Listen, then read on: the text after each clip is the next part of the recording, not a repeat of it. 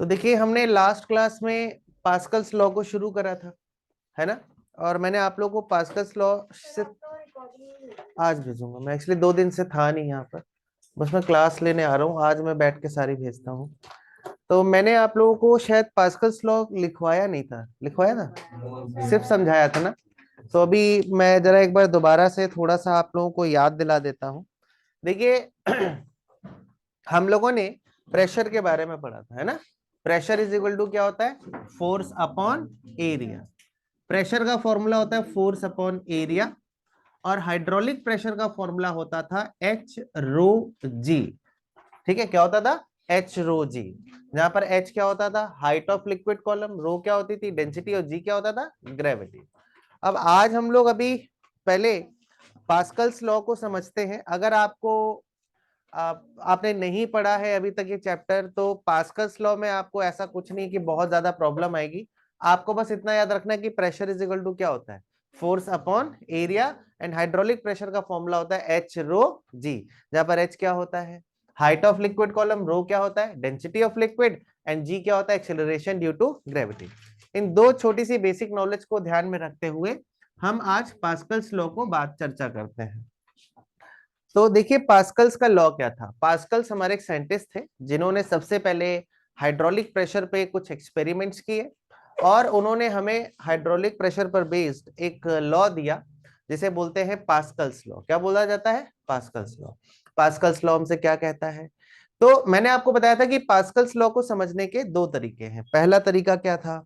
पहला तरीका ये था कि पास्कल्स ने हमसे कहा कि अगर आप किसी क्लोज्ड कंटेनर में एक लिक्विड लीजिए या फ्लूइड लीजिए, और किसी एक पॉइंट पर आप प्रेशर एक्सर्ट करिए, तो वो प्रेशर हर एक पॉइंट पर इक्वली डिस्ट्रीब्यूट होता है। इक्वली क्या होता है? Distribute. According to Pascal's law, अगर हम एक लिक्विड को किसी क्लोज कंटेनर में ले और उसमें फ्लूइड को किसी क्लोज कंटेनर में ले और किसी एक पॉइंट पर प्रेशर को बढ़ाए, तो वो प्रेशर हर एक पॉइंट पर जाता है। हर एक पॉइंट पर, अच्छा, हर एक पॉइंट पर वो प्रेशर जाता है।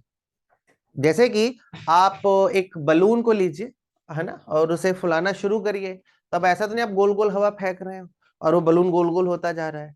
आप बलून के एक पॉइंट पर प्रेशर एक्सर्ट कर रहे हैं, और वो प्रेशर पूरे बलून पर एक्सर्ट हो रहा है, इक्वल अमाउंट में एक्सर्ट हो रहा है। और धीरे धीरे due to the surface tension उसका शेप जो है वो कैसा होता चला जा रहा है? स्फेरिकल। मतलब कहने का मतलब ये है कि आपके बलून का जो शेप है वो इसी वजह से हर एक डायरेक्शन में एक्सपेंड हो रहा है, क्योंकि प्रेशर हर एक पॉइंट पर इक्वली ट्रांसमिट होता है। मतलब आप किसी एक पॉइंट पर प्रेशर एक्सर्ट करिए, वो प्रेशर हर एक पॉइंट पर इक्वली क्या हो जाएगा? ट्रांसमिट हो जाएगा। This is Pascal's law. Pascal's ने हमको ये बताया कि अगर हम किसी क्लोज कंटेनर में किसी एक फ्लूइड को लेते हैं और उसमें किसी एक पॉइंट पर प्रेशर में हम चेंज करते हैं, तो वो चेंज पूरे फ्लूइड में इक्वली ट्रांसमिट होता है। इसी वजह से जब आप बलून में एयर को फिलअप करते हैं, तो बलून में जब आप एयर को फिलअप करते हैं तो आपका एम नहीं होता कि पूरा बलून फुल है ना।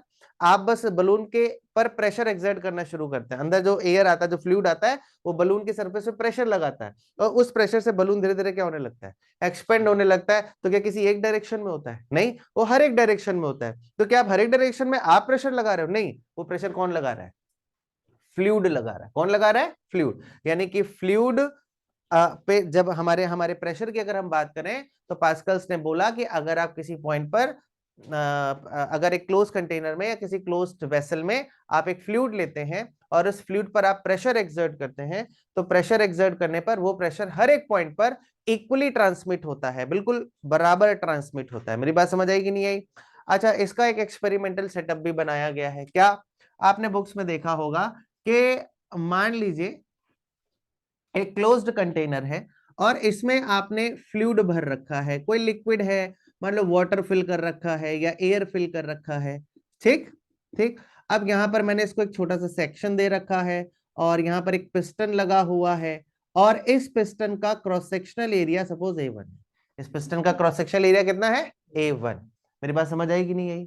और यहां पर मैंने एक दूसरा कंटेनर, एक दूसरा सेक्शन लगा रखा है, और इसका एरिया A2 डिफरेंट है। एरिया A2 क्या है? डिफरेंट, अलग एरिया। ये एरिया थोड़ा कम है, ये एरिया थोड़ा ज्यादा है। एक तीसरा हमने कंटेनर लिया है A3, इसका एरिया और कम है।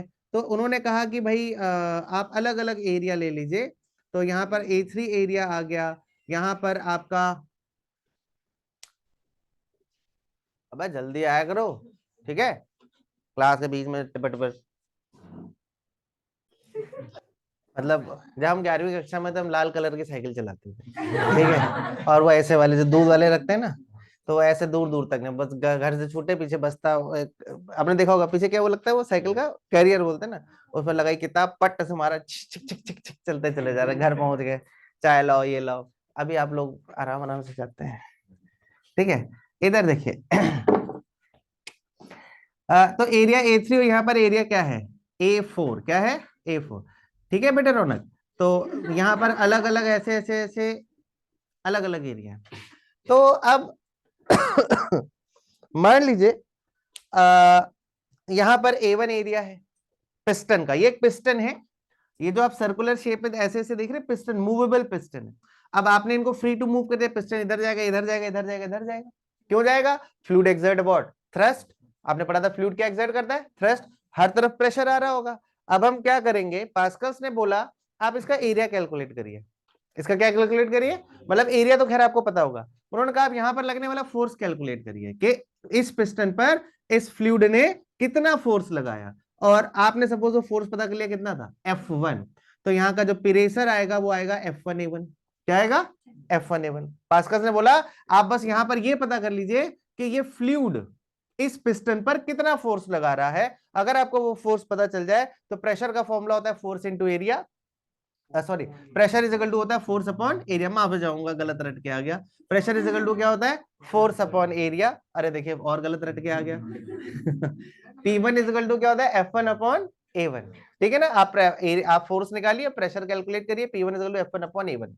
फिर उसने कहा कि आप यहां पर किसी तरीके से आप पता करिए कि यहां पर फ्लूइड ने कितना प्रेशर फोर्स लगाया, थ्रस्ट लगाया, फिर आप P2 पता करिए, प्रेशर का फॉर्मूला क्या हो जाएगा, फोर्स अपॉन एरिया यानी F2 अपॉन A2।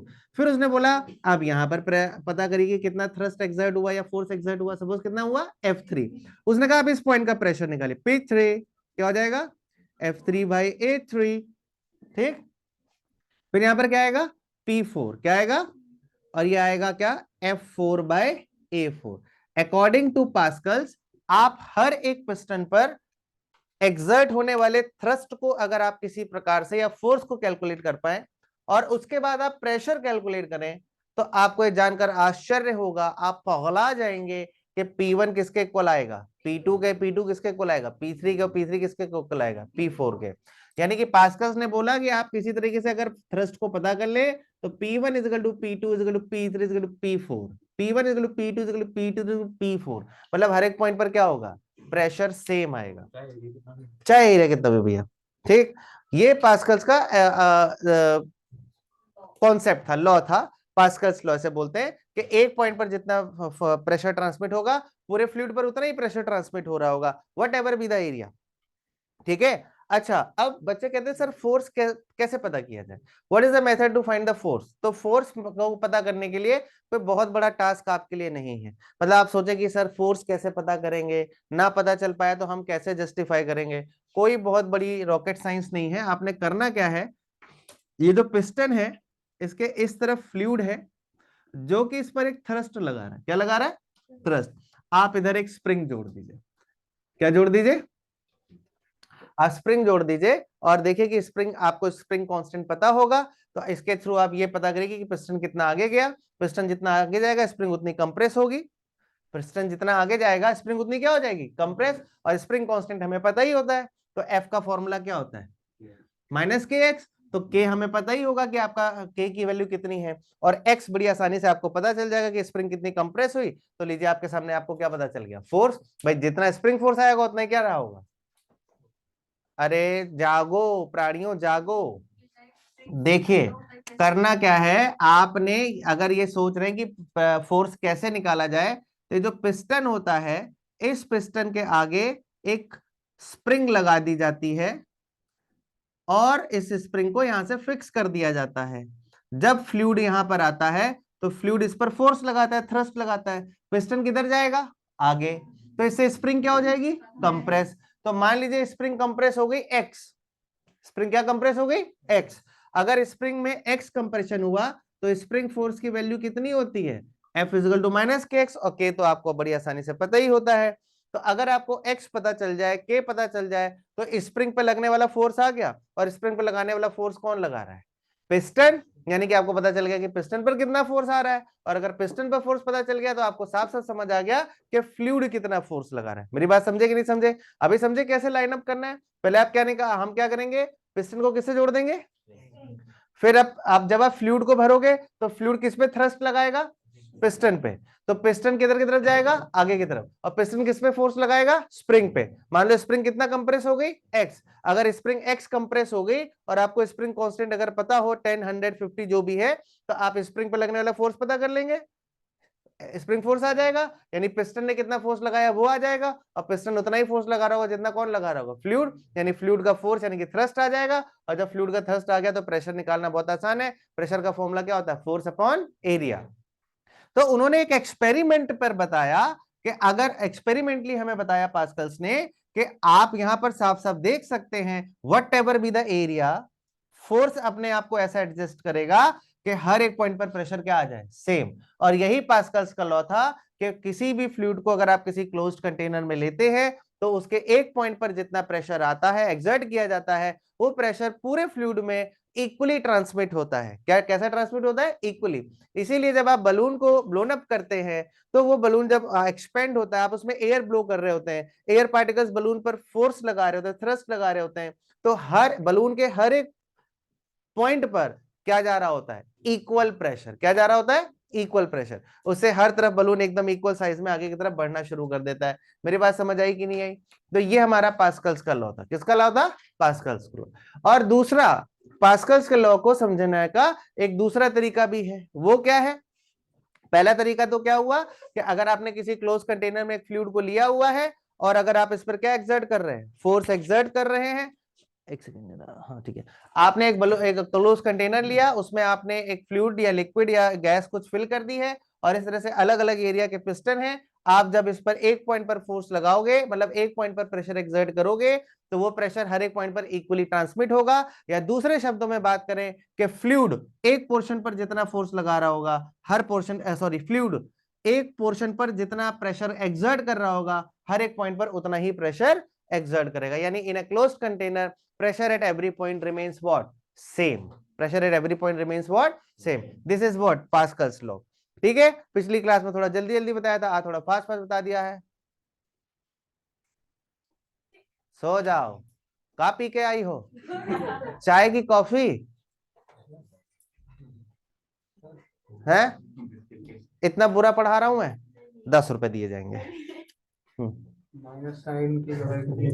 हाँ, मतलब स्प्रिंग का फोर्स नेगेटिव होता है ना, मोरल सेल्फ ये इंडिकेट करता है कि स्प्रिंग फोर्स अप्लाइड फोर्स के जस्ट अपोजिट है। हाँ, काहे सो रही हो, हैं? अच्छा, पूछूं?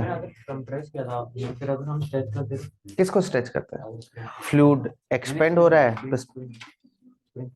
तो प्लस हो जाता है। हाँ, नेगेटिव साइन सिर्फ ये शो करता है आपको कि स्प्रिंग फोर्स हमेशा जो है वो अप्लाइड फोर्स के जस्ट किधर होता है, ऑपोजिट होता है। ठीक है, अच्छा बताया था मैंने आपको वर्क एनर्जी पावर में पूरा डिटेल में। अब चलिए आगे बढ़ते हैं, हम पास्कल्स के दूसरे पॉइंट को समझते हैं। पास्कल्स का कोई बात नहीं, अगर आपको ये बात समझ नहीं आती है तो दूसरे तरीके से भी समझाया जाएगा। वो क्या था, वो आपको याद होगा, मैंने पिछली क्लास में आपको बताया था कि अगर हम ग्रेविटी के इफेक्ट को निग्लेक्ट कर दें, किसके इफेक्ट को, if we will ignore the effect of gravity, मतलब आप ग्रेविटी नाम की चीज का जो भी इफेक्ट उसे इग्नोर कर दें, तो हर एक पॉइंट पर प्रेशर सेम आता है। हर एक पॉइंट पर प्रेशर क्या आता है, if we will ignore the effect of gravity then effect of pressure at every point remains same. इसका मैंने आपको एक उदाहरण बताया था, क्या कि हाँ, हाइपोथेटिकल नहीं है, बिल्कुल पॉसिबल है। आपको बड़ा सिंपल सा एग्जांपल देता हूं, पिछली क्लास में भी दिया था। एटमॉस्फेरिक प्रेशर हम पर जो आता है, हमारे ऊपर जो हमारा एटमॉस्फेयर है ना, हम सब पर जो फोर्स प्रेशर लगा रहा है वो near about 10 raise to the power 5 pascal है। Exact value 1.01 into 10 power 5 pascal है, बट आप इतना मान लिए अप्रोक्सीमेट 10 रेज पावर 5, यानी 1 लाख पास्कल, यानी 1 लाख न्यूटन पर मीटर स्क्वायर का फोर्स जो प्रेशर जो है एयर हम पर लगा रही है ना। 10 कितना बताया मैंने, 10 रेज टू पावर 5। यानी आप रोड पे खड़े हो जाइए, अगर आप रोड पे खड़े हो गए तो आप पे प्रेशर कितना, 10 रेज टू पावर 5। लेकिन आप किसी पेड़ पे बैठ जाइए तब भी क्या रहेगा, ठीक है ना, किसी बिल्डिंग के पहले फ्लोर की बालकनी में खड़े हो जाइए, तब भी 10⁵, दूसरे फ्लोर की बालकनी में तब भी 10⁵, तीसरे फ्लोर की बालकनी में तब भी 10⁵, क्योंकि इतनी छोटी हाइट पर ग्रेविटी के इफेक्ट को क्या किया जाता है, निग्लेक्ट। इतनी छोटी हाइट पर ग्रेविटी चेंज नहीं मानी जाती है।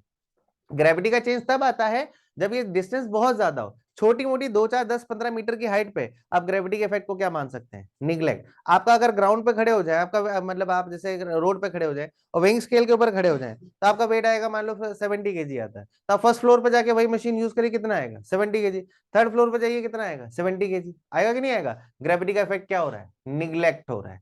भाई आपने तो ये पढ़ा ना कि अर्थ की सरफेस के ऊपर जाने पर ग्रेविटी क्या होती है, डिक्रीज होती है, एक्सेलरेशन ड्यू टू ग्रेविटी। लेकिन आप बताइए, क्या आप अगर ग्राउंड फ्लोर पे अपने वेट को 70 पाएंगे तो क्या फर्स्ट फ्लोर पे कम हो जाएगा, नहीं, 70 ही आएगा। क्यों, क्योंकि इतनी स्मॉल हाइट पे एक्सेलरेशन ड्यू टू ग्रेविटी या ग्रेविटी के इफेक्ट को क्या किया जाता है, निग्लेक्ट। तो निग्लेक्ट करना इतना कोई बहुत बड़ा टास्क नहीं है, बट हाँ फ्लूइड के अंदर थोड़ा सा होता है, वो भी मैं आपको समझाऊंगा। लेकिन अभी पास्कल्स का दूसरा लॉ क्या था कि अगर हम ग्रेविटी के इफेक्ट को निग्लेक्ट कर देते हैं, किसके इफेक्ट को, ग्रेविटी के इफेक्ट को निग्लेक्ट कर देते हैं, तो प्रेशर हर एक पॉइंट पर सेम आता है। प्रेशर हर एक पॉइंट पर क्या आता है, सेम। अगर हम ग्रेविटी के इफेक्ट को इग्नोर करते हैं तो हर एक पॉइंट पर हमको हाइड्रोलिक प्रेशर सेम देखने को मिलता है, प्रोवाइडेड कि आपको ग्रेविटी के इफेक्ट को क्या करना है, निग्लेक्ट। क्योंकि अगर आपने ग्रेविटी के इफेक्ट को कंसीडर किया तो फिर हर एक पॉइंट पर प्रेशर सेम नहीं आएगा। मेरी बात समझ गया कि नहीं समझे। अब देखिए इस पर पास्कल्स लॉ का ये जो आपने स्टेटमेंट पढ़े, अभी मैं आपको लिखवाता हूं, लेकिन उससे पहले हमें इसका एक स्टेटमेंट पढ़ना है, हमें एक डेरिवेशन देखनी है। वो डेरिवेशन क्या है, आइए जरा देखते हैं। प्रूफ ऑफ पास्कल्स लॉ है, तो आपको मैं प्रूफ पहले कराता हूं। देखिए कई तरीके हैं, आप लोगों ने के स्कूल में कहा गया है कि भाई वो प्रिज्म वाला शेप लेके कराना है ना, यही कराया गया, फिर अभी तक हुआ नहीं। कुछ नहीं कराया, बस बता दिया। चलो मैं बता देता हूँ फिर भी। देखिए कोई बहुत टफ डेरिवेशन नहीं है। शाबाश, शाबाश,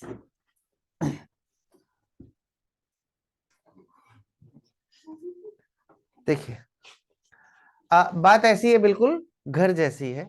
don't feel, don't take tension, just pay attention, feel like home. ठीक है।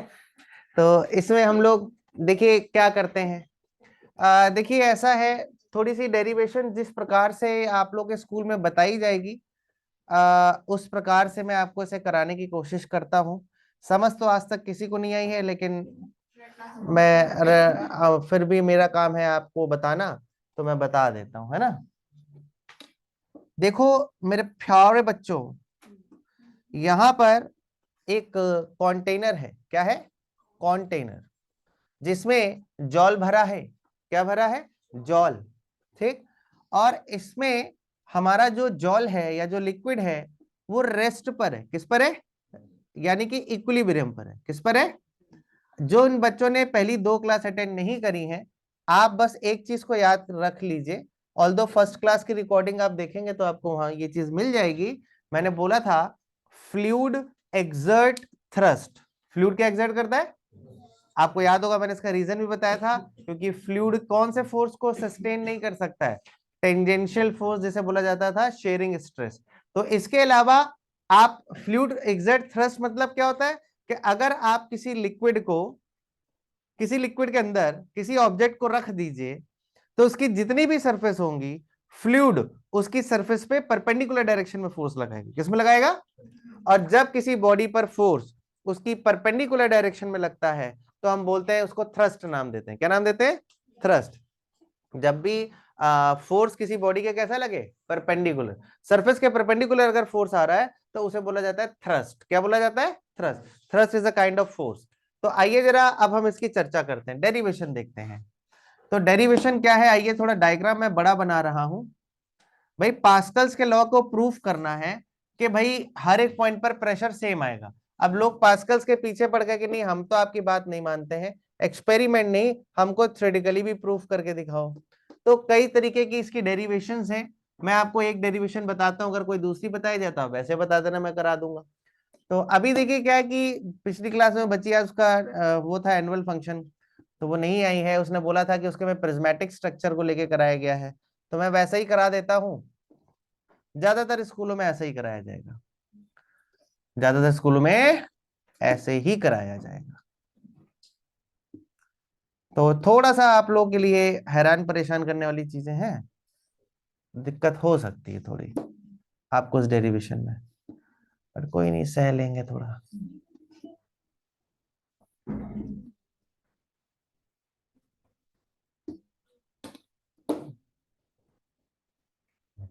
देखिए क्या है ये डेरिवेशन, आइए जरा समझते हैं। कुछ गड़बड़ लग रहा है आज। एक लाइन और आएगी, शाबाश। ये देखिए अब थोड़ा अच्छा लग रहा है, 3D डायग्राम। तो मान लीजिए आपके सामने ये एक लिक्विड है, कोई एक फ्लूइड भरा गया है। सुनिए सुनिए, सुन लीजिए ध्यान से, डेरिवेशन को ध्यान से समझ लीजिए, भी आप लोग के होश उड़ेंगे इसमें, इसलिए कह रहा हूं ध्यान से सुन लीजिए। इस के अंदर हमने जॉल भरा हुआ है। क्या भरा है? जॉल। जॉल जॉल जॉल भरा है, जॉल। जॉल भरा, जॉल जॉल जॉल जॉल इन चौल बे। ठीक है, इसके अंदर जॉल भरा है, ठीक है। कौन है बंगाली? है कोई? नहीं है? तब ठीक है। इनो चलबे, रसगोल्ला खाबे। अच्छी लगती बड़ी लैंग्वेज यार। फंतोस है ना?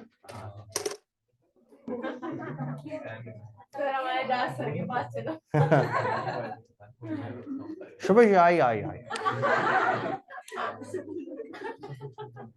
इधर देखिए, अब ये हमारे पास एक कंटेनर है, उस कंटेनर में जॉल है। जॉल क्या है? जॉल। और इसके अंदर हमने एक प्रिज्मेटिक, मतलब प्रिज्म के शेप का, जैसे प्रिज्म होता है ना, वैसे ही हमने एक लिक्विड कॉलम एज्यूम करा हुआ है। आप ये भी मान लो कि हमने कोई इसमें एक प्रिज्म शेप का कोई ऑब्जेक्ट इसके अंदर रखा हुआ है जो इक्विलिब्रियम पर, लेकिन ऑब्जेक्ट ऊपर नीचे डूब भी सकते हैं, बीच में ऑल्दो फ्लोट भी कर सकते हैं, अलग चीज है। तो हम डेरिवेशन को ध्यान से समझते हैं। We have a container in which we have a liquid और फ्लूइड व्हाटएवर, इसकी डेंसिटी रो है, और इसके अंदर हमने इसी लिक्विड का बना हुआ एक प्रिज्म शेप का एक कॉलम ले लिया। एक क्या ले लिया? जैसे याद करो पिछली डेरिवेशन में हमने एक सिलिंड्रिकल कॉलम लिया था कि भाई एक फ्लूइड है, कंटेनर के अंदर इक्विलिब्रियम पर है, मतलब वो इधर उधर फ्लोट नहीं कर रहा है, तो हमने उसके बीच में फ्लूइड का बना हुआ एक इमेजिनरी सिलिंड्रिकल कॉलम ले लिया। मेरी बात समझ रहे हैं? तो इसी प्रकार से हमने इस लिक्विड के अंदर प्रिज्म शेप का एक इमेजिनरी कॉलम ले लिया। एक इमेजिनरी क्या ले लिया? आप एक तरीके से अगर आप इसे समझना चाहो तो आप ऐसे भी समझ लो कि ठीक है भाई, हमने एक लिक्विड के अंदर या फ्लूइड के अंदर एक इस शेप का एक कंटेनर या एक हॉलो बॉडी रख दी है। अब हॉलो बॉडी रख दी, वो यहां पर आकर अटक गई, वो कहीं नहीं जा रही, ना नीचे ना ऊपर ना दाएं ना बाएं। अगर कहीं नहीं जा रही मतलब वो किस पर है? इक्विलिब्रियम पर। किस पर है? इक्विलिब्रियम। बट एक्चुअल में हम कोई एक्चुअल बॉडी नहीं लाते हैं, हम एक इमेजिनरी बॉडी लेकर चलते हैं। मेरी बात समझ पा रहे हैं आप लोग? अच्छा, तो अब क्या होता है भैया, इसका नामकरण संस्कार कर देते हैं। ये ए, ये बी, ये सी, ये डी, ये ई, ये एफ, और ये बस। Okay, ABCD. अच्छा, अब हमने क्या पढ़ा है? Fluid exert thrust. फ्लूइड किसी भी, अच्छा मान लीजिए कि ये एंगल हमारा थीटा है, ये एंगल कितना है? थीटा। अब हमारा ये जो, बहुत ध्यान से, मैं बहुत आराम आराम से आपको डेरिवेशन समझा रहा हूं ताकि आपको समझ आ जाए। इसके बाद तो खैर कोई डेरिवेशन इतनी कॉम्प्लिकेटेड है नहीं, सब बहुत इजी है। ये भी कॉम्प्लिकेटेड नहीं है, बस इसमें जो कॉन्सेप्ट यूज हुआ है पहली बार समझने जा रहे हैं, इसलिए आप इसको जरा ध्यान से समझिएगा। 12th में इसका ज्यादा यूज है कि मेरे पास एक इस तरीके से मेरे पास इस तरीके से एक लिक्विड था या फ्लूइड था, उसके अंदर हमने एक इमेजिनरी प्रिज्म शेप का एक कॉलम ले लिया है। देखो कौन है,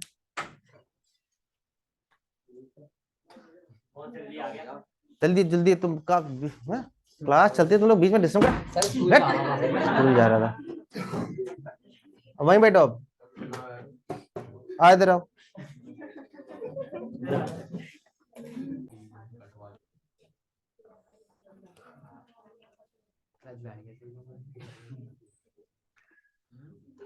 अब हो गए ना सब बीच में डिस्टर्ब ना। अच्छा, सब बच्चे मंत्र मुग्ध होके नींद में आने वाले थे, सो जाते अभी, हम आराम घर निकल जाते अपना। लेकिन बीच में आके सबको जगा दिया। सही मेरी आर्ट है ना। अब भी बस बच्चे सोने ही वाले थे, एकदम नींद में आ गए थे। चलो भाई, तो दोबारा आप लोगों को सुलाया जाए, ठीक है। तो देखिए, तो मैंने आपको बताया कि हम पास्कल्स लॉ को समझ रहे थे। तो हमने एक कंटेनर लिया, उसमें एक लिक्विड लिया, लिक्विड हमारा इक्विलिब्रियम पर है, रेस्ट पर है। हमने उसके बीच में एक क्यूबिकल, एक प्रिज्म शेप का एक कॉलम ले लिया है। या आप समझ लें कि आपने प्रिज्म शेप का प्रिज्मेटिक स्ट्रक्चर एक यहाँ पर रखा हुआ है, किसी मेटल का हॉलो, जैसा आप समझना चाहें, बट एक्चुअली में ये इमेजिनरी होता है ना। अब देखिए, as our liquid column is at rest, as our liquid is in equilibrium, so this column must be at what, rest. किस पर होगा ये, रेस्ट पर होगा।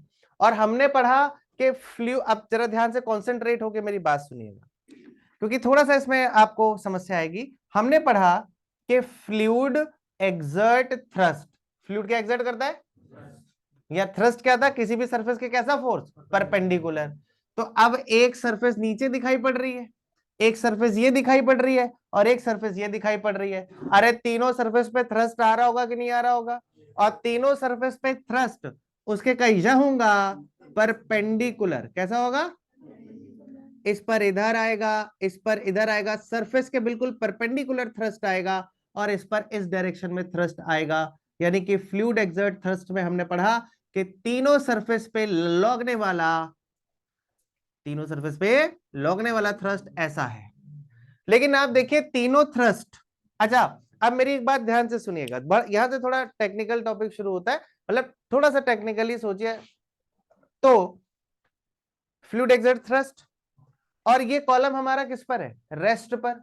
अगर ये कॉलम रेस्ट पर है, ठीक, यानी ये कॉलम ना इधर जा रहा, ना इधर जा रहा, ना ऊपर जा रहा, ना नीचे जा रहा, तो इस पर लगने वाला नेट थ्रस्ट क्या होना चाहिए, उसके लिए सारे फोर्सेस एक दूसरे के क्या होने चाहिए, आमने सामने और अपोजिट डायरेक्शन में। भाई कोई चीज आप किसी बॉडी पर फोर्स लगाए, और वो तभी उस पर रेस्ट पर आ सकती है जब फोर्स ऐसे ऐसे ऐसे ऐसे या ऐसे ऐसे आ रहे हो, आमने सामने पड़ रहे हो। क्या इसमें से कोई फोर्स एक दूसरे को कैंसिल आउट करने की कोशिश कर रहा है? आप देखिए, ये इधर जा रहा है, ये इधर जा रहा है, ये इधर जा रहा है, तीनों में से किसी भी फोर्स की लाइन ऑफ एक्शन एक दूसरे को काउंटर नहीं कर रही है। इसका मतलब अभी हमें ये कंफ्यूजन है कि क्या सच में हमारा कॉलम रेस्ट पर है या नहीं। अब चूंकि मैंने आपसे बोला कि हमारा लिक्विड कॉलम रेस्ट पर है, तो ये कब हो सकता है, ये तब हो सकता है जब F2 को कोई बैलेंस कर रहा हो, F1 को कोई बैलेंस कर रहा हो, और F3 को कोई बैलेंस कर रहा हो। तो अब क्या करा जाए, अब हम इसमें से एक फोर्स के कंपोनेंट ब्रेक करेंगे, और वो फोर्स हमारा ये F3 बनेगा, क्योंकि डायगोनल डायरेक्शन में जा रहा है। एक इसका कंपोनेंट इधर आएगा और एक कंपोनेंट इसका इधर आएगा। मेरी बात समझ पा रहे हैं? अब देखिए जरा होता क्या है, ऐसा लिखा हुआ है बुक्स में कि ये एंगल है थीटा, ये थीटा तो ये भी थीटा, ये थीटा तो ये भी थीटा। तो हम थोड़ा कंफ्यूज होते हैं कि ऐसा क्यों हो रहा है। तो मैं आपको जरा इसको समझाने की कोशिश करता हूं, जरा समझने की कोशिश करिएगा। देखिए, अब यहां पर क्या है यार, ये सिंबल किसका आ रहा है,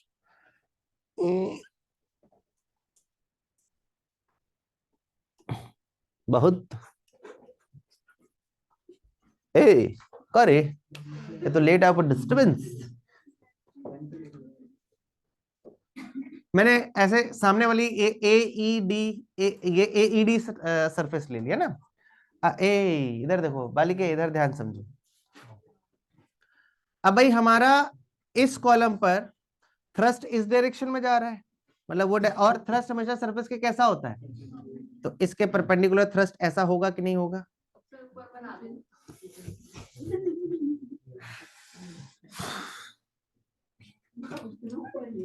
नहीं, हमें इतना ही ऊपर, इधर देखिए, ए ई डी, हाँ ना बोलना पड़ेगा, क्या है, ए ई डी। अच्छा हम सिर्फ इसकी बात कर रहे हैं। देखिए यहां पर तो कौन सा फोर्स आ रहा था बताइए, यहाँ कौन सा फोर्स आ रहा है, और यहाँ का कौन सा फोर्स आ रहा है, F3। अच्छा देखो F3 इधर एक्ट हो रहा है ना, इसका पॉइंट लाइन ऑफ एक्शन इधर जा रहा है, यानी F3 इधर एक्ट हो रहा है कि नहीं हो रहा है, और F1 इधर एक्ट हो रहा है, और F2 इधर एक्ट हो रहा है। अरे हाँ ना बोल दो भाई। तो हमें तो अभी किससे लेना देना है, F3 से।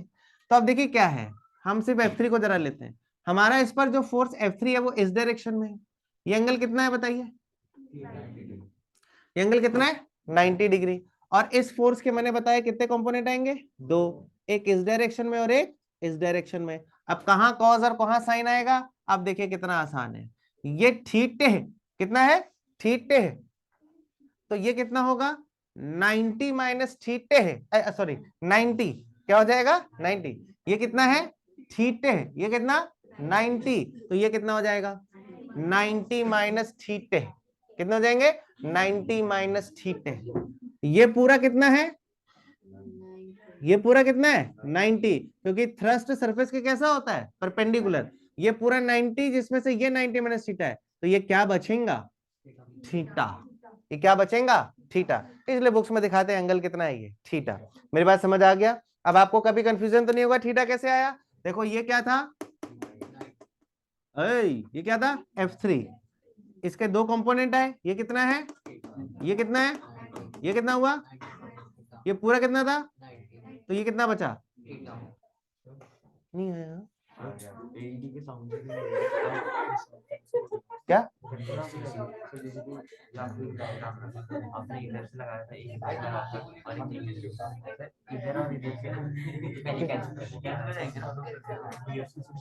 मतलब इसके कंपोनेंट करो ब्रेक करो,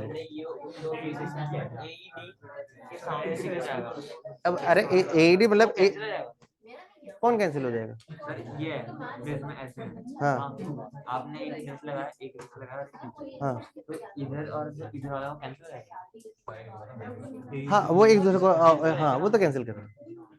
अच्छा बेटे आओ, देखिए देखिए देखिए, ए सुनिए सुनिए सुनिए, अच्छा अभी देखिए इधर जरा ध्यान से सुनिए, अब थीटा के साथ कौन सा कंपोनेंट आता है कॉस, तो इधर कौन सा आएगा F3 cos थीटा, इधर क्या आएगा F3 sin थीटा। अब आप ये बातें नहीं करो भैया, ध्यान से समझ लो, F3 के दो कंपोनेंट है, F3 cos थीटा और F3 क्या आया sin थीटा। अब आप बताइए F3 sin थीटा किधर, F3 cos थीटा किधर है नीचू, ये किधर जा रहा है ऊपरे, तो ये दोनों एक दूसरे के इक्वल होंगे कि नहीं होंगे, तो एज लिक्विड लिखना नहीं, अभी स्टेटमेंट लिखवाऊंगा, liquid column is at equilibrium, किस पर है लिक्विड कॉलम अगर हमारा इक्विलिब्रियम पर है, तो इसका मतलब कि ये तभी पॉसिबल है जब F2 किसके इक्वल हो जाए F3 cos थीटा, F2 किसके इक्वल हो जाए F2 F3 cos थीटा, और F1 किसके इक्वल हो जाए F3 sin थीटा, हाँ ना बोलो, ये फर्स्ट और ये क्या हो गया F2 F3 cos थीटा के इक्वल और F1 F3 sin थीटा के इक्वल। मेरी बात समझ आ गई, ये कंपोनेंट इसके इक्वल होगा और ये कंपोनेंट इसके इक्वल होगा, टोटल थ्रस्ट क्या हो जाएगा जीरो, टोटल थ्रस्ट क्या हो जाएगा जीरो, और कॉलम हमारा किस पर आ गया रेस्ट पर। तो मतलब हमने चूंकि कॉलम को रेस्ट पर लिया, इसलिए F3 cos थीटा F2 के equal, F3 sin theta F1 के इक्वल, एकदम बराबर क्लियर हुआ कि नहीं हुआ। अच्छा अब यहां पर एक छोटी सी समस्या, 12th में भी आप इसके बारे में चर्चा करेंगे हम लोग, लेकिन अभी आपको इसे थोड़ा सा समझना पड़ेगा। अब हमें पास्कल्स लॉ को प्रूव करना है, और पास्कल्स लॉ प्रेशर के लिए, किसके लिए प्रेशर, और प्रेशर होता है फोर्स अपॉन एरिया, प्रेशर क्या होता है फोर्स अपॉन एरिया। अब यहां पर क्या है बच्चों, एक स्टेटमेंट कहा गया है आप लोगों से, जिसे मैं आप लोगों को बता देता हूं। इन फिजिक्स जहां पर रिक्वायरमेंट होती है, we will consider the area as a vector quantity, area कैसी क्वांटिटी होती है वेक्टर, और इसकी डायरेक्शन हमेशा प्लेन ऑफ सरफेस के कैसी होती है परपेंडिकुलर। ये चीज हम गॉस लॉ में भी यूज करेंगे, किसमें यूज करेंगे area is a vector quantity. अब आप बोलोगे हमने तो आज तक नहीं पढ़ा है, देखो इसका प्रूफ मुझसे मत पूछना, इसका प्रूफ बहुत कॉम्प्लिकेटेड है, ठीक है, आप गूगल या लेना मिल जाएगा, ठीक है, खुद समझ आपको नहीं आएगा, बहुत सारी थ्योरम्स इसमें यूज होती हैं। हमें बस एक चीज बताई गई है, हमें कहा गया है कि in physics where it is required you can consider the area as a vector quantity।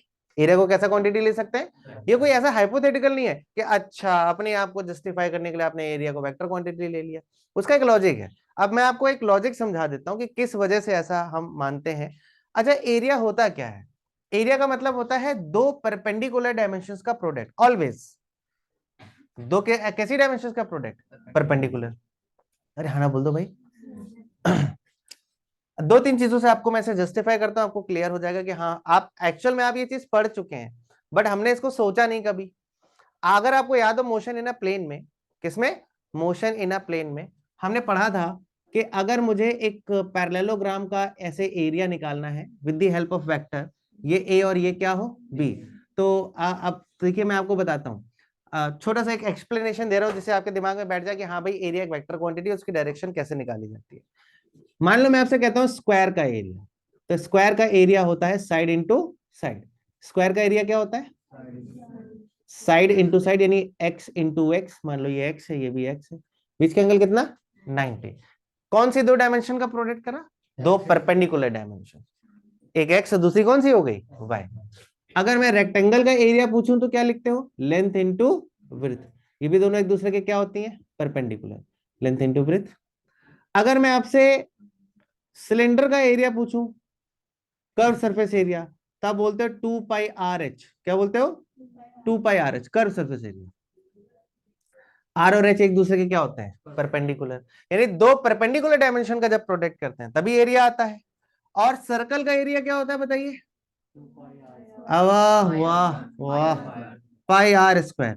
तो पाई आर स्क्वायर मतलब क्या हो गया कि पाई आर इंटू आर, जहां पर आर आर दोनों एक दूसरे के क्या होते हैं। आपने कभी बचपन में अगर सर्कल का एरिया जब आपने देखा हो मैथ्स की बुक में डायग्राम, तो ऐसे दो आर दिखाता है कि दोनों परपेंडिकुलर आर होते हैं। यानी एक बात हमें समझ आ रही कि एरिया हमारा तभी कैलकुलेट किया जा सकता है जब हम दो परपेंडिकुलर डायमेंशन का प्रोडक्ट करते हैं। किसका प्रोडक्ट करते हैं, परपेंडिकुलर डायमेंशन। और फिजिक्स में कहा गया कि भैया area is a vector quantity, true, क्योंकि दो परपेंडिकुलर डायमेंशंस का प्रोडक्ट हो रहा है, दोनों डायमेंशंस एक दूसरे के जस्ट परपेंडिकुलर और स्ट्रेट हैं। और दूसरी एक और जस्टिफिकेशन, पैरेललोग्राम, ठीक है, इसका अगर एरिया निकालना होता था तो याद करो हमने मोशन इन अ प्लेन में क्या पढ़ा था। अगर आपको वो डेरिवेशन याद हो जो हमने करी थी कि मोशन इन अ प्लेन में हमने पढ़ा था कि मान लीजिए कि ये साइड ए है और ये साइड क्या है, बी। अब एरिया का फॉर्मूला तो होता है दो परपेंडिकुलर डायमेंशन का प्रोडक्ट। एरिया का फॉर्मूला क्या होता है, दो परपेंडिकुलर डायमेंशन का प्रोडक्ट।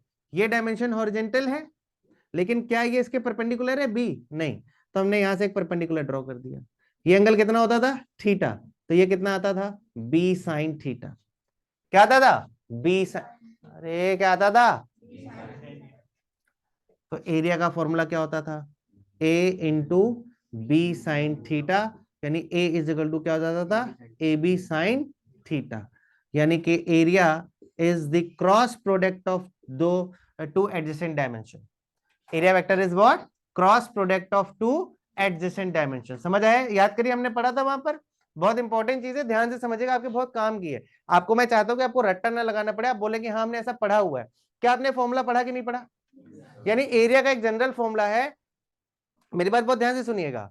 एरिया का जनरल फॉर्मूला आया कि area of a parallelogram is the cross product of two adjacent sides, is the cross product of two adjacent sides. और ट्रायंगल का एरिया, ठीक, अच्छा ए बी साइन थीटा। अब देखो यहां पर थीटा कितना है, साइन 90 कितना होता है, इन सब में थीटा कितना बन रहा है, 90 डिग्री। तो इन सब के लिए जो भी आप फॉर्मूला लगाओगे थीटा हमेशा कितना आएगा, 1।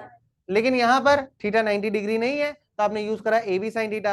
यानी कि आपको साफ साफ समझ आ रहा है कि एरिया निकालते वक्त आप हमेशा किसका यूज कर रहे हैं, क्रॉस प्रोडक्ट का। किसका यूज कर रहे हैं, तो यहां ध्यान क्यों नहीं दिया, क्योंकि यहां पर थीटा हमेशा कितना बन रहा है, 90 डिग्री। बट अगर क्या हो किसी डायग्राम में 90 ना बन रहा हो, तो हमने बता दिया कि तब भैया ए क्रॉस बी होता है। क्या होता है, ए, अरे नहीं आया, ठीक है, तो ए क्रॉस बी, यानी एरिया कैसी क्वांटिटी होती है, वेक्टर। और वेक्टर क्रॉस प्रोडक्ट में जो रिजल्ट आता है उसकी डायरेक्शन गिवन टू वेक्टर्स के हमेशा क्या होती है, परपेंडिकुलर। गिवन टू वेक्टर्स के क्या होती है, अब जरा देखिए, मान लीजिए ये एक रेक्टेंगुलर लेमिना है, इसकी लेंथ है, ये विड्थ है, तो मान लीजिए एक्स एक्सिस कौन सी हो गई, वाई एक्सिस, तो एरिया वेक्टर इसके क्या होगा, परपेंडिकुलर, यानी वो किस में चला जाएगा, जेड एक्सिस। अरे किस में जाएगा, और एरिया वेक्टर की खास बात क्या होती है, ई कहीं भी रहे सरफेस, यू किधर रहेगा, परपेंडिकुलर। मतलब ये सरफेस ऐसे रखो तब भी परपेंडिकुलर, ऐसे रखो तब भी परपेंडिकुलर, ऐसे रखो ऐसे रखो ऐसे रखो, यूं, नहीं आया समझ में। Area is a vector quantity having direction perpendicular to the plane, perpendicular to the जो भी प्लेन है। एरिया वेक्टर हमेशा उसके परपेंडिकुलर होगा। अगर मैं आपसे आप बोलोगे सर स्फीयर, अरे भैया ये एक स्फीयर है तो इस स्फीयर का एरिया वेक्टर ये होगा, अरे होगा कि नहीं होगा, सरफेस के कैसा होगा, परपेंडिकुलर, चाहे यहां बनाओ चाहे यहां बनाओ चाहे यहां बनाओ चाहे यहां बनाओ, area vector is always perpendicular to the surface. अरे नहीं आया। अच्छा एक सिलेंडर की बात करो, अब सिलेंडर की कितनी सरफेस है, 1 2 और 3, तो area vector is always perpendicular to the surface, तो इसका एक एरिया वेक्टर इधर आएगा इस सरफेस के कैसा, परपेंडिकुलर, एक एरिया वेक्टर इधर आएगा इस सरफेस के कैसा, परपेंडिकुलर, और एक एरिया वेक्टर इधर आएगा इस सरफेस के कैसा, परपेंडिकुलर। यानी एरिया वेक्टर हमेशा सरफेस के कैसा होता है, और एक किसी भी ज्योमेट्रिकल स्ट्रक्चर का एक ही एरिया वेक्टर हो ये जरूरी नहीं हो सकता। जरा वो बॉक्स दीजिएगा, कितनी कितनी सरफेस हैं, 1 2 3 4 5 6, तो एक एरिया वेक्टर इधर, एक एरिया वेक्टर उधर, एक एरिया वेक्टर इधर, एक एरिया वेक्टर उधर, इधर उधर, कितने एरिया वेक्टर, 6। तो अगर आपसे कोई पूछे किसी ज्योमेट्रिकल स्ट्रक्चर का क्या एक ही एरिया वेक्टर हो सकता है, नहीं, एक से ज्यादा हो सकता है। जैसे इस क्यूब या क्यूबॉइड के कितने बन रहे हैं, 6, सिलेंडर के कितने बन रहे हैं, 3। अब सिलेंडर के 3 कैसे बने, कोई बोतल लाया पानी की, नहीं लाया, छोड़ो रहने दो, इस पेड़ के जहां दो, जिस पेड़ के, तो ये देखो, हाँ इधर देखिए, अभी ये देखिए, ये एक सिलेंडर है कि नहीं है, इसका एक सरफेस ये है सर्कुलर, एरिया वेक्टर सरफेस के कैसा, परपेंडिकुलर, एक एरिया ये है, एरिया वेक्टर सरफेस के कैसा, परपेंडिकुलर, एक एरिया वेक्टर ये है, एक एक एरिया ये कर्व सरफेस एरिया, इसका एरिया वेक्टर सरफेस के कैसा, परपेंडिकुलर। यानी कि किसी भी आपके, यहां से अब आपको क्या पता चला, एरिया कैसी क्वांटिटी है, कैसी क्वांटिटी है, अरे यार इतने अच्छे से बताया, एरिया कैसी क्वांटिटी है, उसकी डायरेक्शन में से सरफेस की कैसी होती है। क्या ये तुम्हारे लिए अज्ञात चीज है, नहीं, तुम पढ़ चुके हो क्रॉस प्रोडक्ट में, पढ़ा कि नहीं पढ़ा, कि अगर एक इस तरह से रेक्टेंगल, सॉरी क्या पैरेललोग्राम आ जाता है, तो हमने क्या इसका इसका बेस ही मैंने देखो तब भी यहीं से बनाया था, ये यहाँ से गड़बड़ हो रहा है, don't take tension, just pay tension, feel like home, ठीक है। तो देखिए तो यहाँ पर जो है ये एक स्क्वायर था कि नहीं था, अरे था, इसका इसकी दो डायमेंशन एक दूसरे के क्या थी, इसकी भी, इसकी भी, सबकी डायमेंशंस क्या थी, तो परपेंडिकुलर डायमेंशन ही हमेशा क्या देती है, एरिया, लेकिन यहाँ पर दो परपेंडिकुलर डायमेंशन नहीं मिली, जबकि एरिया का रूल है कि दोनों डायमेंशन एक दूसरे के कैसी होनी चाहिए, परपेंडिकुलर, पौवा नहीं है ये, ठीक है। तो इसका मतलब ये हुआ कि ये ए और ये बी, तो ये क्या आएगा, बी साइन थीटा, तो इन जनरल फॉर्मूला क्या आया था, ए बी साइन थीटा। तो अब देखो यहाँ पर थीटा कितना था, अब थीटा 1 नहीं था, थीटा कितना था, 90, तो साइन 90 कितना, यहाँ भी साइन 90, यहाँ भी 1, यहाँ भी 1, इसलिए कभी आपको वो आज तक बताया ही नहीं गया, लेकिन यहाँ पर आपको बता दिया गया, ठीक नहीं आया, अच्छा समझ गए ना। तो area is a vector quantity always perpendicular to the surface. अबे सर अब आगे सर्कल में आ गए, यही सर है, हाँ ये लिखने की जरूरत नहीं है आपको, ठीक है, कुछ चीजें दिमाग में रहनी चाहिए ताकि याद रहे कि हाँ सर ने बताया तो था लेकिन याद नहीं है, ठीक है। अरे अभी डेरिवेशन कहाँ हुई है, ये अभी डेरिवेशन, अभी तो एरिया वेक्टर, हाँ F3 को किसके पैरेलल किया, F3 को किसने बैलेंस, F3 को किसी ने बैलेंस नहीं करा, F3 के दो कंपोनेंट है, F3 sin थीटा और F3 cos theta, F3 cos theta को किसने बैलेंस करा, और F3 sin थीटा को किसने बैलेंस करा, F1, ओवरऑल F3 F1 और F2 के रिजल्टेंट से बैलेंस हुआ होगा। अब ये बड़ी डीप चर्चा होगी, बच्चे बोलेंगे ये क्या बोल दिया, ठीक है छोड़ो, इनका इनका रिजल्टेंट इसके बराबर है, ठीक है। अच्छा अभी समझ गए ना, अच्छा एरिया वेक्टर हमेशा सरफेस के कैसा होता है, परपेंडिकुलर, बतियाल बतियाल, रुक जा, छोड़ दूं, चाकू कहाँ है, चाकू ये है, महाराज यहाँ पे लिखा हुआ है इसमें ना, ये नहीं क्वालिटी बहुत अच्छी है, ये इसकी वजह से अभी दिखाते हैं क्वालिटी HD, 360 पे आ रही थी सर, वो एक्चुअली ये इसकी प्रॉब्लम है जूम की, मैक्सिमम इसका, नहीं तो ये बहुत है, मैंने मतलब अगर नॉर्मल कैमरे में लगाऊंगा अरे बोर्ड के पीछे की तरफ दिखा देता है, देखिए हैं? अब इधर देखिए, एरिया कैसी क्वांटिटी है, vector, always perpendicular to surface. तो अच्छा बताइए, इसका एरिया वेक्टर, अरे ये भी काला चल रहा है दूसरा, इसका एरिया वेक्टर मार्कर नीला चल काला रहा है, कलयुग आ गया है। ये F2 है और ये क्या होगा, A2। क्या है, area vector is always perpendicular to surface. इसका एरिया वेक्टर भी ऑलवेज परपेंडिकुलर टू सरफेस, और इस सरफेस का एरिया वेक्टर भी सरफेस के कैसा, परपेंडिकुलर, जिसको मैंने बोल दिया A3। क्या बोल दिया, A3।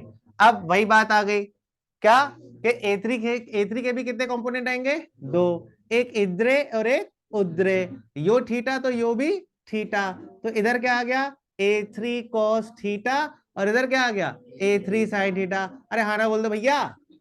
अच्छा अब फिर से बताओ, A1 किसके इक्वल आ रहा है, A1 किसके इक्वल आ रहा है, as area is a vector quantity, as area is a vector quantity। घड़ी की तरफ नहीं देखना भैया, श्राप लगेगा। as area is a vector quantity, तो बताइए A1 किसके इक्वल आएगा, A1 किसके इक्वल आएगा, A3 sin theta. A1 equal आ गया A3 sin थीटा, और A2 किसके इक्वल आ गया, A3 cos थीटा। बहुत अच्छे बेटे, शाबाश।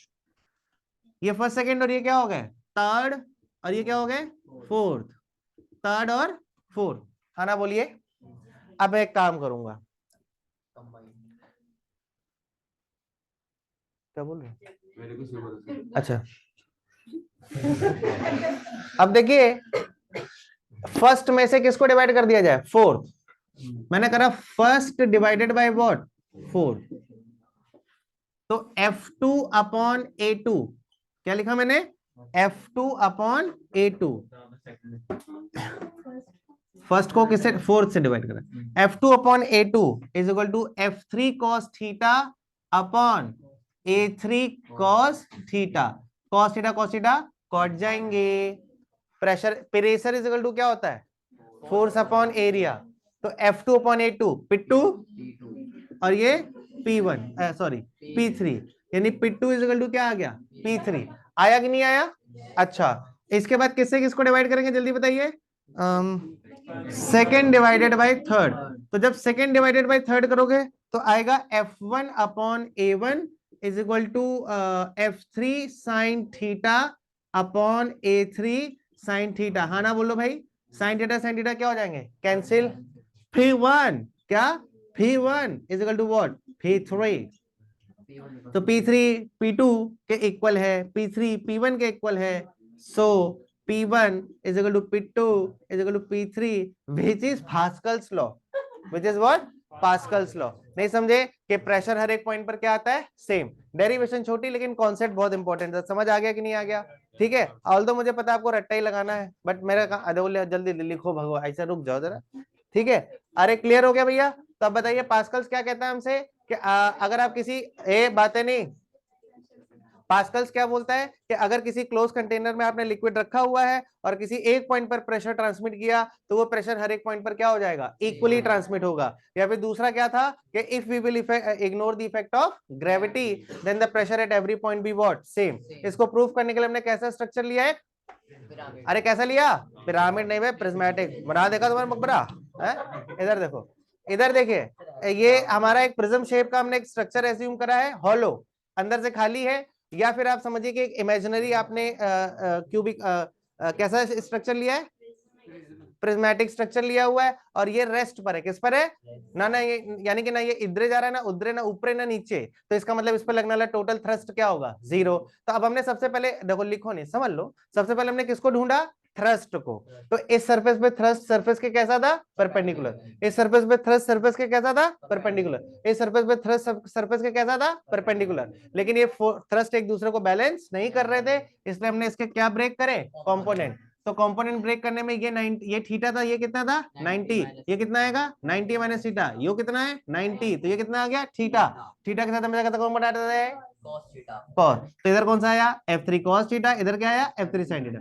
अब देखिए F3 sin थीटा डाउनवर्ड है और F2 अपवर्ड है, तो F2 equal to F3 cos theta, और F3 sin theta right side है जबकि F1 लेफ्ट साइड है, तो F1 equal to F3 sin theta. अरे हाँ ना बोलो भैया, अब इसके बाद मैंने आपको क्या बताया, एरिया इज अ, जिसकी डायरेक्शन हमेशा सरफेस की कैसी होती है, और ये इसके लिए आप समझ गए ना। अगर आपसे कोई पूछे ऐसा क्यों होता है तो कहना कि क्या, कि एरिया का हमने आज तक जो फॉर्मूला पढ़ा है किसी भी स्ट्रक्चर का, उसमें हमने दो परपेंडिकुलर डायमेंशन का प्रोडक्ट किया है, पौवा नहीं है ये, ठीक है, दो परपेंडिकुलर डायमेंशन का प्रोडक्ट किया है, और एंगल कितना बना रहता है 90, और जहां पर एंगल 90 नहीं आया था, थीटा आया था, वहां हमारा रिजल्ट आया ए बी साइन थीटा। क्या आया, यानी कि क्या पता चला कि एरिया वेक्टर साइन प्रोडक्ट है, मतलब क्रॉस प्रोडक्ट को फॉलो कर रहा है, और क्रॉस प्रोडक्ट वेक्टर रिजल्ट देता है कि स्केलर वेक्टर, यानी area is a vector quantity having direction perpendicular to surface. Although इसका मेथड होता है राइट हैंड ग्रिप रूल, कि आप ऐसे फिंगर्स को घुमाए तो थंब बताता है कि पॉजिटिव एक्स या नेगेटिव एक्स ऐसे, बट वो आपके किसी मतलब का नहीं, आपको कुछ नहीं ऐसे लेने देना है, वो बाद में आएगा तब हम देखेंगे। अच्छा, तो एरिया वेक्टर सरफेस के कैसा था भैया, एरिया वेक्टर सरफेस के कैसा, अरे चुप हो जाओ, एरिया वेक्टर सरफेस के कैसा था, परपेंडिकुलर। यहां पर भी एरिया वेक्टर सरफेस के कैसा था, परपेंडिकुलर। यहां पे भी एरिया वेक्टर सरफेस के कैसा था, कैसा था, परपेंडिकुलर, ठीक है ना। और एरिया A3 को हमने कितने कंपोनेंट में डिवाइड कर दिया, दो, ये थीटा, तो ये भी क्या थीटा, नहीं आया, फिर तो बस डिवाइड करके इक्वेट करके आंसर निकाले, पता चल के पास्कल बोला P1 P2 P3 लिख लो, है बस पास्कल लॉ में लिखो, इफ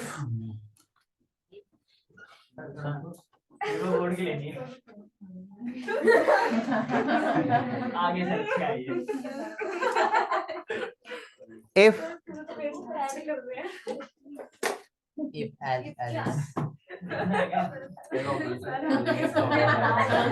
फोटो वायरल हो जाएगी आपके। स्टेटमेंट लिखिए, if we will,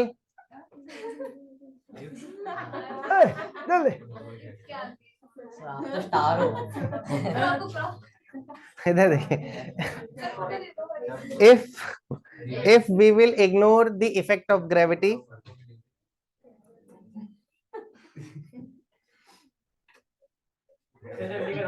if we will ignore the effect of gravity, then the pressure at every point, so लगी थी ना, if we will ignore the effect of gravity, then pressure at every point,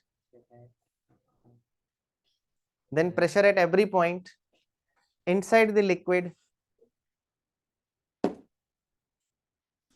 अरे बड़ा अच्छा लग रहा है भैया बैठ के, क्या लिखा,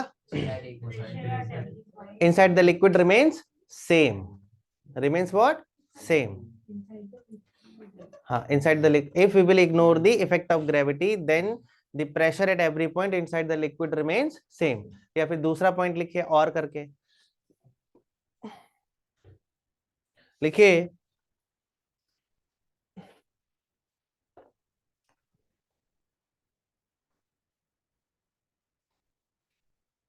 अरे ये लिखो यार, बता दें, लिखो,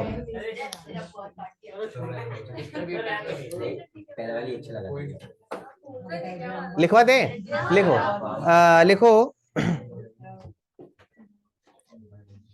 लिखिए, pressure transmit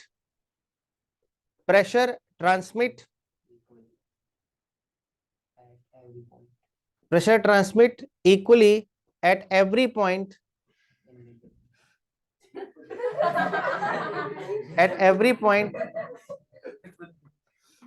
on a container having fluid which is in equilibrium।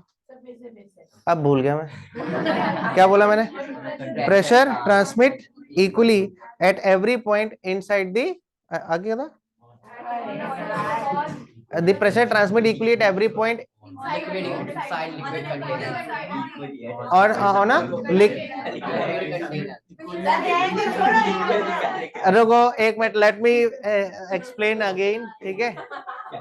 लिखिए, मैंने बोला था कि pressure transmit equally at every point inside a fluid, नहीं, on a fluid inside the container,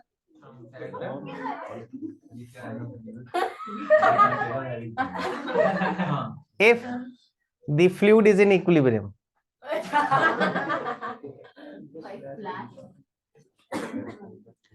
ये रट्टा लगाने का किताब से किया करो। अरे मतलब किसी क्लोज कंटेनर में फ्लूइड लोगे तो एक पॉइंट पर प्रेशर ट्रांसमिट करोगे। बलून, बिल्कुल सही है। तो जाना है, जाने वाले को कौन रोक सका है? हाँ, छोड़ने गया था यार। ये जब मैंने लिया था जिस टाइम पर, उस टाइम पर ये शायद 85,000 का था। मुझे ये मेरा देखना पड़ेगा, मेरे को पता नहीं है। बस ये पता है टच स्क्रीन है, पूरा मुड़ जाता है, सेंसिटिव बहुत है भैया। अब तो खैर इसकी कोई वैल्यू नहीं है, हैंग हो जाता है।